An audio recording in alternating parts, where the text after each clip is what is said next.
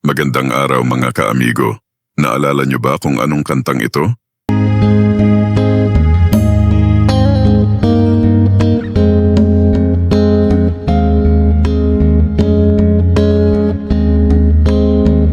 Ngayon alamin natin ang kwento sa likod ng Tears in Heaven. Ang Tears in Heaven ni Eric Clapton ay hindi lamang isang obra ng musika. Ito ay isang personal na kwento ng isang ama na nawalan ng anak at isang patunay kung paano ang sakit ay kayang gawing musika na umaantig sa puso ng milyon-milyon. Sa video na ito, susundan natin ang mahaba at mahirap na journey ni Clapton mula sa kanyang pagiging rock icon hanggang sa darkest moment ng kanyang buhay at kung paano niya naisulat ang kantang hanggang ngayon ay nagbibigay inspirasyon at nagpapaiyak sa buong mundo. Ang Tears in Heaven ni Eric Clapton. Si Eric Patrick Clapton, ipinanganak noong March 30, 1945 sa Surrey, England.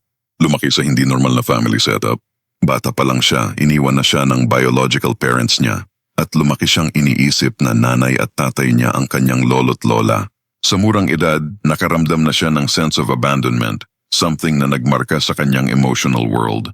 Pero kahit mahirap ang simula, natagpuan niya ang kanyang boses sa musika. Nagsimula siya sa blues guitar at unti-unti siyang nakilala bilang isa sa mga pinakamahusay na gitarista ng kanyang panahon. Nakilala siya sa bands tulad ng The Yardbirds, Cream at Derek and the Dominos. Sa kanyang career, siya'y tinawag na God ng kanyang fans dahil sa husay niya sa gitara.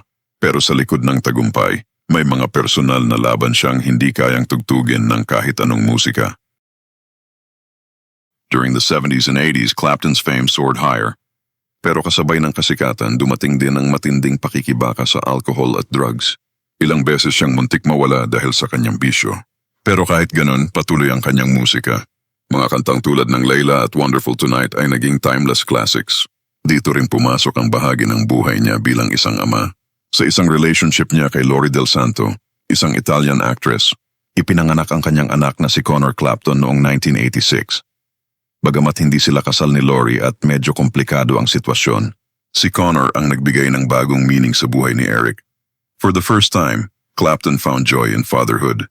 He adored his son, at dito nagsimula ang isa sa pinaka-beautiful yet tragic chapters ng kanyang buhay. Noong March 20, 1991, isang trahedya ang yumanig kay Clapton. Connor, na 4 na taong gulang pa lamang, ay aksidenteng nahulog mula sa 53rd floor ng Galleria Condominium sa New York. Ang maliit na batang nagbibigay liwanag sa kanyang buhay ay biglang nawala sa isang iglap.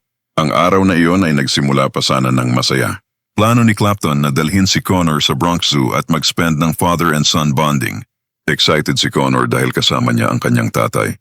Ngunit bago pa man makarating si Clapton, nangyari ang hindi inaasahan. Habang inaayos ng housekeeper ang kondo, naiwanang bukas ang isang bintana. Tumakbo si Connor sa loob ng kwarto at bago pa man siya mahabol, nahulog siya mula sa taas. Mahirap ilarawan ang sakit na naramdaman ni Clapton. Para sa isang ama nakaka-discover lang ng joy sa pagkakaroon ng anak, biglang nawala ang lahat. Sa isang interview, sinabi ni Clapton, "The one thing in my life that meant the most to me was gone." Iyon ang pinakamadilim na bahagi ng kanyang buhay. Sa kanyang sobrang sakit, huminto si Clapton sa halos lahat ng bagay. Nagkulong siya sa sarili at hindi muna tumugtog. Ngunit tulad ng dati, bumalik siya sa musika bilang kanyang paraan ng paghilom. Doon isinilang ang Tears in Heaven. Originally, naisulat niya ito bilang soundtrack para sa pelikulang Rush noong 1991. Pero para kay Clapton, ito'y higit pa sa isang movie theme.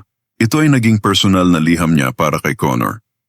Ang kanta ay puno ng tanong, kung magkikita ba silang muli sa langit, kung mararamdaman pa rin ba siya ng kanyang anak, at kung matatanggap ba ng puso niya ang pagkawala. Naging global hit ang Tears in Heaven. Hindi lang ito simpleng kanta.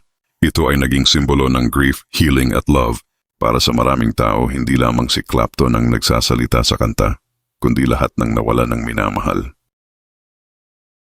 Matapos ilabas ang Tears in Heaven, milyon-milyong tao ang nakaramdam ng koneksyon dito. Ang kanta ay nagwagi ng 3 Grammy Awards noong 1993, kabilang ang Song of the Year. Pero para kay Clapton, ang pinakamahalaga ay hindi ang awards, kundi ang fact na nagkaroon siya ng paraan para ipaalam sa mundo ang kanyang pagmamahal kay Connor.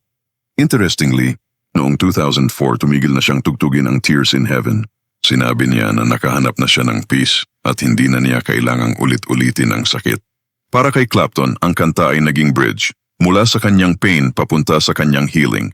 Ang Tears in Heaven ay nagpapaalala na kahit sa gitna ng pinakamalalim na sakit, ang musika ay may kapangyarihang magpagaling at magdala ng pag-asa.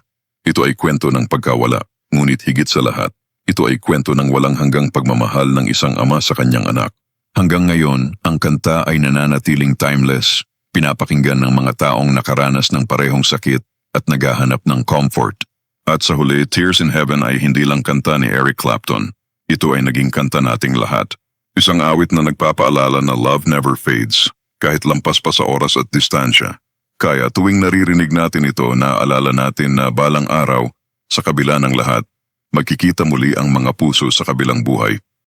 Kung nagustuhan mo ang kwento sa likod ng Tears in Heaven, huwag kalimutang mag-subscribe, pindutin ang notification bell, i-like at i-comment kung anong kanta ang may pinakamalalim na kahulugan para sa'yo at i-share ang video na ito para mas marami pang makaalam ng kwentong ito. Salamat sa panonood mga kaamigo.